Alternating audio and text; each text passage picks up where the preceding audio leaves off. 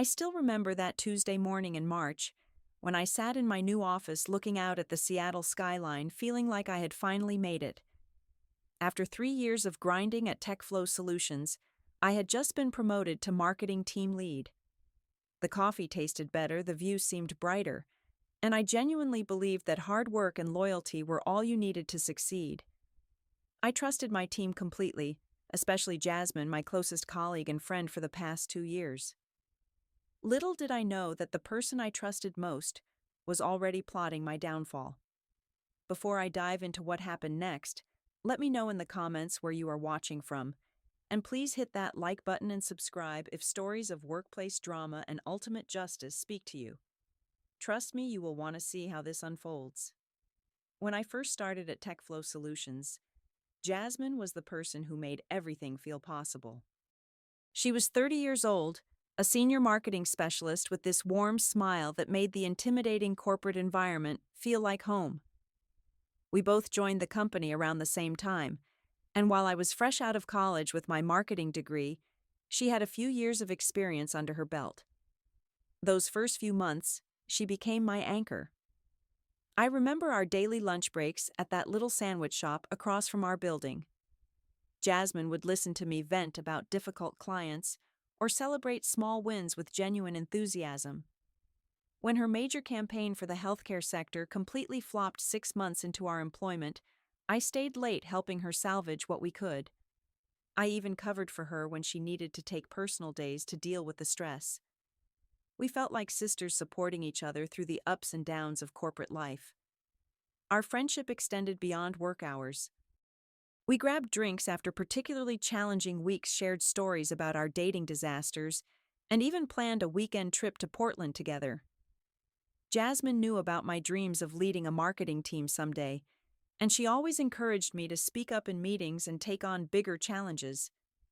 Looking back, I wonder if she was already cataloging my ambitions for future use. When CEO David Thompson called that all-hands meeting in early March, the energy in the conference room was electric. He announced that our company had landed the biggest client in our history, a tech startup looking to launch a revolutionary productivity app. The marketing campaign would be worth over $2 million, and they needed someone to lead a dedicated team for this 6-month project. My heart stopped when David said my name. Ariana will be stepping up as our new marketing team lead for this initiative. The room erupted in polite applause, and I felt like I was floating. 3 years of 80-hour weeks, weekend strategy sessions, and countless client presentations had finally paid off. I glanced at Jasmine during the announcement, expecting to see her characteristic bright smile. Instead, I caught something that made my stomach flutter just for a second. Her expression flickered, revealing what looked like annoyance or disappointment, before she quickly recovered and joined the applause. When she congratulated me afterward, her hug felt slightly stiff, her smile not quite reaching her eyes. Over the next few days, I noticed subtle changes in our dynamic. Jasmine still chatted with me during coffee breaks, but conversations felt more superficial. She started having whispered discussions with Marcus from the sales team, conversations that would abruptly stop when I approached. When I mentioned my excitement about the new role, she would respond with comments like, "Well, leadership is definitely challenging," or "I hope the pressure does not get to you." These small shifts made me uncomfortable, but I rationalized them away. Maybe Jasmine was dealing with personal stress. Maybe she felt overlooked for the promotion herself. I decided to be extra supportive, hoping our friendship would return to normal once the initial adjustment period passed.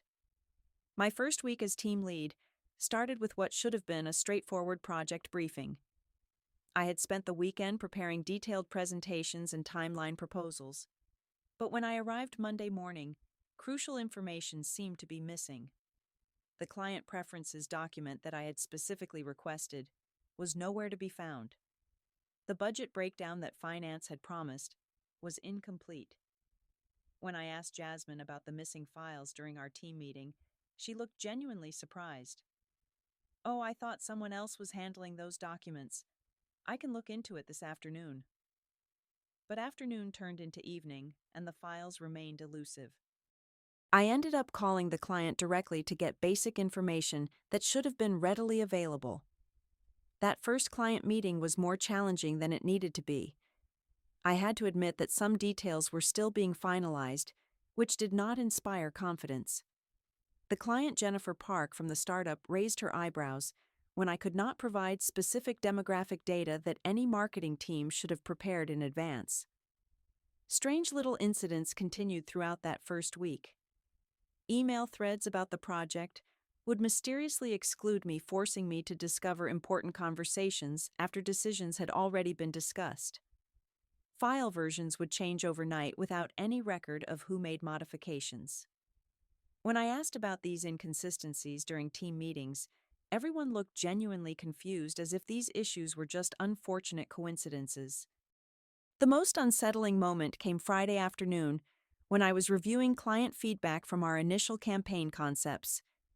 The tone was surprisingly negative, criticizing the creative direction I had been developing all week. Comments like lacks innovation and does not understand our brand vision felt like harsh indictments of my leadership before I had even had a real chance to prove myself. I left the office that Friday, feeling rattled. The confidence I had felt just 1 week earlier was already beginning to crack. Something was definitely wrong, but I could not pinpoint exactly what was happening or why everything felt so much harder than it should have been. The following Monday brought a presentation that would haunt me for weeks. I had prepared extensively for my first major client presentation as team lead, creating what I believed was a compelling campaign strategy. The night before, I had double and triple checked every slide, every statistic, every creative element. I arrived at the office early that morning, planning to do one final review before the 10 a.m. meeting with the board of directors. When I opened my laptop, my heart sank. The presentation file was corrupted, completely unusable. 3 weeks of work had somehow vanished into digital chaos. Frantically, I rushed to our shared drive where I had been religiously backing up all project files. Empty folders stared back at me. Every backup, every draft, every supporting document had been deleted. The timestamp showed the deletion had occurred at 11:30 the previous night, long after I had left the office. Jasmine was the only other person with administrative access to that shared drive. When I called her in a panic, she sounded appropriately shocked and concerned. "That is terrible, Ariana. Maybe there was some kind of system glitch. I can call IT right now." But it would not be available until noon, and my presentation was in less than 2 hours. I ended up presenting to the board of directors using handwritten notes and rough sketches. David Thompson, our CEO, looked increasingly uncomfortable as I stumbled through explanations without visual aids or supporting data. Board members exchanged glances that clearly communicated their doubts about my competence and preparedness. "This seems rather improvised," commented Patricia Williams, our head of operations. "Are we certain this campaign direction aligns with our clients' expectations?" I had no polished slides to reference, no carefully crafted talking points to guide me. I felt like a college student who had forgotten about a major assignment. After that disaster, whispers started following me through the office hallways. I would catch fragments of conversations that stopped abruptly when colleagues noticed me approaching. Maybe she was not ready for this level of responsibility, and the pressure might be too much for someone so young, became phrases I heard more often than I wanted to.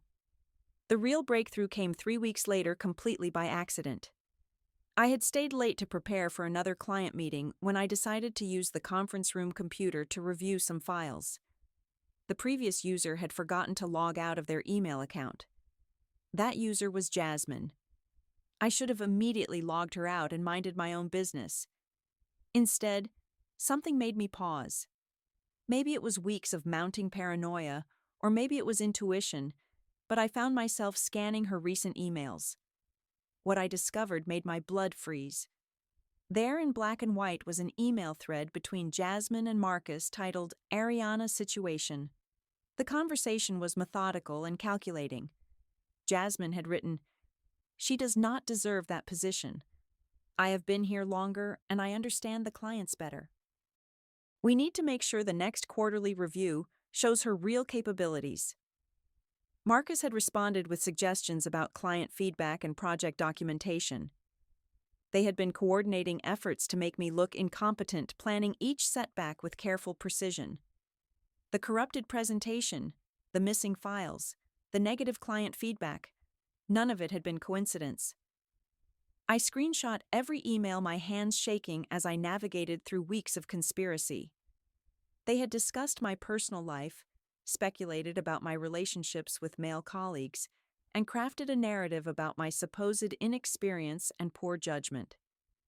One email from Jasmine particularly stung. I think we can create some doubt about her professionalism too. There are ways to suggest she might be getting ahead for the wrong reasons, if you know what I mean. The implication was clear and disgusting. The betrayal cut deeper than any professional setback could have.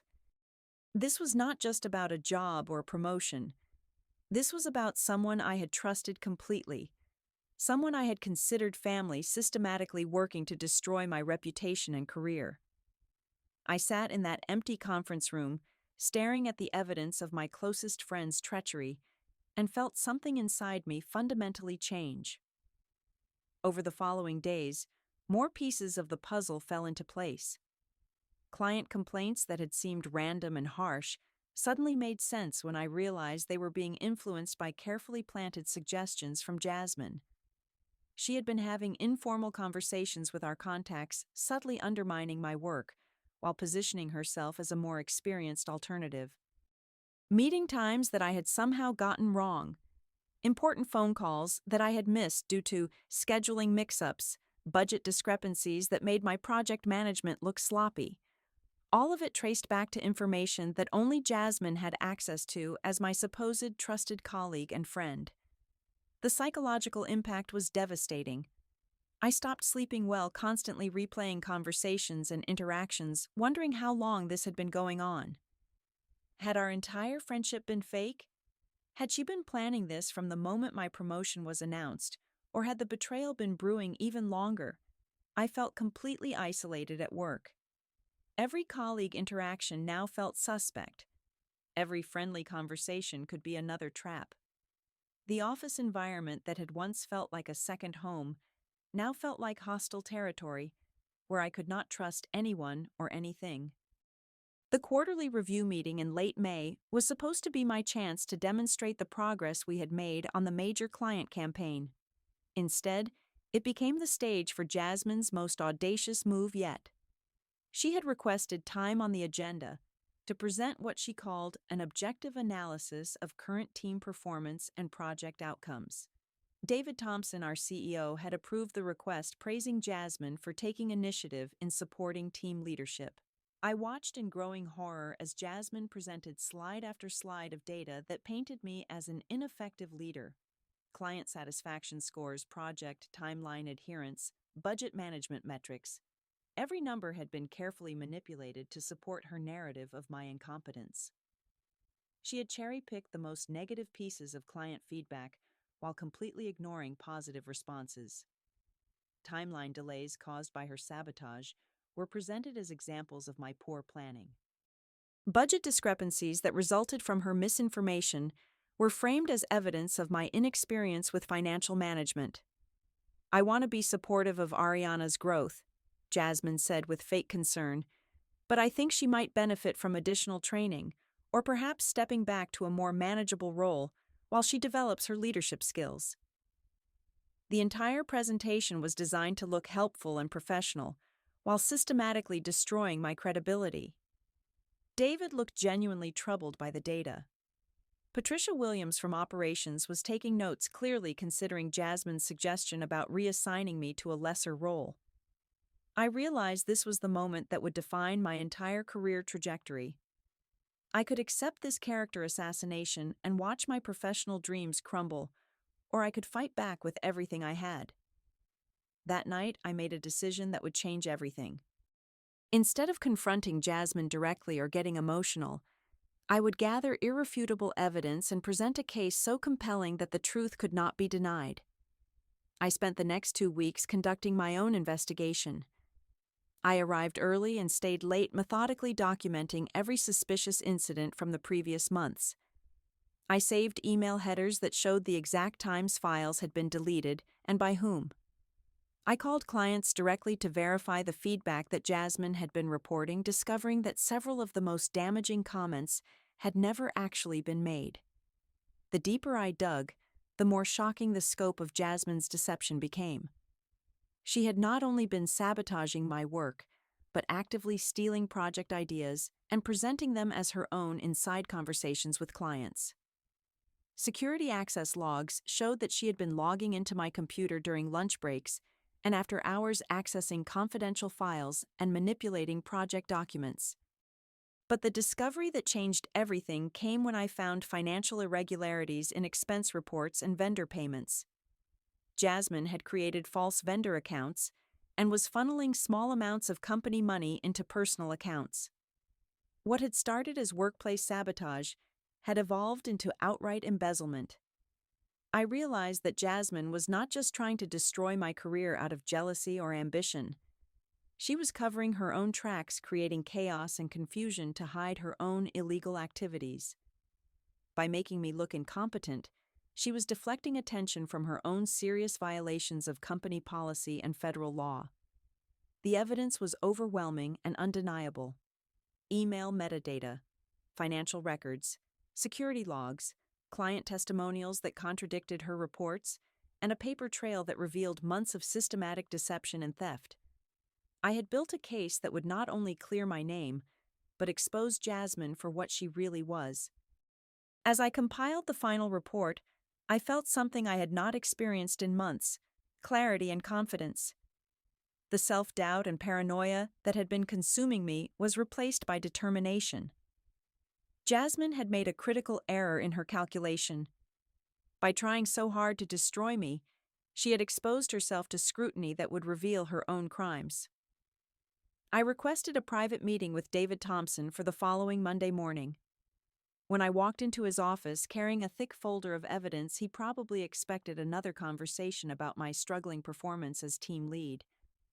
Instead, I presented him with a comprehensive timeline of Jasmine's activities over the past 4 months. Email printouts with headers showing deleted files and manipulated documents. Financial records revealing the fake vendor accounts and embezzled funds. Client testimonials that directly contradicted the feedback she had been reporting. David's expression shifted from polite attention to genuine shock to barely controlled anger as he reviewed each piece of evidence. "How long has this been going on?" he asked, his voice tight with frustration. "Based on what I can prove since the day my promotion was announced," I replied. "But I suspect some of the groundwork was laid even earlier than that." He immediately called an emergency meeting with HR and our legal department. By noon, Jasmine was sitting in the same conference room where she had tried to destroy my reputation just weeks earlier, but now she was facing a panel of executives armed with irrefutable proof of her misconduct. I watched through the glass walls as her confident demeanor crumbled. She tried to deny the evidence, at first claiming that emails had been faked and that financial discrepancies were simple mistakes. But when confronted with security footage of her accessing my computer and testimony from clients who contradicted her reports, her story fell apart completely. The investigation moved quickly after that. HR discovered that Jasmine had a pattern of similar behavior at her previous company, something that had somehow been missed during her background check. References from her past employer revealed complaints about manipulation and unprofessional conduct that had been quietly resolved through resignation rather than termination. Within 48 hours, Jasmine was terminated with cause. No severance package, no positive references, and a commitment from TechFlow Solutions to cooperate fully with law enforcement regarding the embezzlement charges. Her professional reputation in the industry was effectively destroyed as news of her misconduct spread through professional networks. The legal consequences were swift and severe. The district attorney filed charges for embezzlement and corporate espionage. Jasmine faced potential jail time, substantial financial penalties, and a permanent criminal record that would make future employment in any professional capacity nearly impossible. But perhaps the most satisfying part of her downfall was watching her realize that her own actions had been her undoing. In trying to prove that I was unworthy of success and advancement, she had demonstrated beyond any doubt that she was unworthy of trust, respect, or professional opportunity. The healing process took time, but it was real and meaningful. The initial pain of betrayal gradually gave way to a deeper understanding of my own strength and resilience. My team's respect actually increased after the truth came out. Colleagues who had been distant during the months of sabotage now approached me with genuine admiration for how I had handled the situation. I formed new friendships based on mutual respect rather than blind trust. Sarah from HR became a close friend after working together during the investigation. Our relationship was built on shared professional values and honest communication, a much healthier foundation than the false intimacy I had shared with Jasmine. My career flourished in ways I had never imagined possible. 6 months after Jasmine's termination, David promoted me to marketing director. Recognizing that I had not only survived an orchestrated attempt to destroy my career, but had demonstrated exceptional judgment and investigative skills in the process. The client campaign that had been the source of so much manipulation and sabotage became one of our company's most successful projects. Without the constant interference and misdirection, my team was able to deliver results that exceeded every expectation. The startup client was so impressed that they signed an additional 2-year contract worth over $5 million. Looking back on that entire experience, I learned that sometimes the universe has a perfect sense of justice. Jasmine had tried so desperately to prove that I was not qualified for leadership that she ended up proving she was not qualified for employment anywhere. The energy and effort she put into destroying my reputation could have been used to build her own success, but instead it became the foundation of her own destruction. The most profound lesson was understanding that karma is not some mystical force, but rather the natural consequence of our choices and actions. When we choose to build others up, we create positive momentum in our own lives. When we choose to tear others down, we inevitably create the conditions for our own downfall. I think about Jasmine sometimes wondering if she ever realized that her own jealousy and resentment had been her worst enemy. She had the skills and experience to build a successful career on her own merits, but instead she chose to focus on destroying someone else's success. That choice cost her everything she claimed to want. Sometimes the universe has a funny way of balancing things out. Jasmine tried so hard to prove I was unworthy of success that she ended up proving she was unworthy of trust. The energy we put into the world really does come back to us, does it not? Have you ever experienced someone trying to sabotage your success only to have their plans backfire spectacularly? Share your own karma stories in the comments below.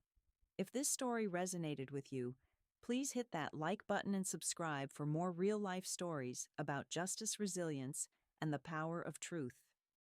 And do not forget to share this video with someone who needs to hear that sometimes the best revenge is simply allowing people to face the consequences of their own actions.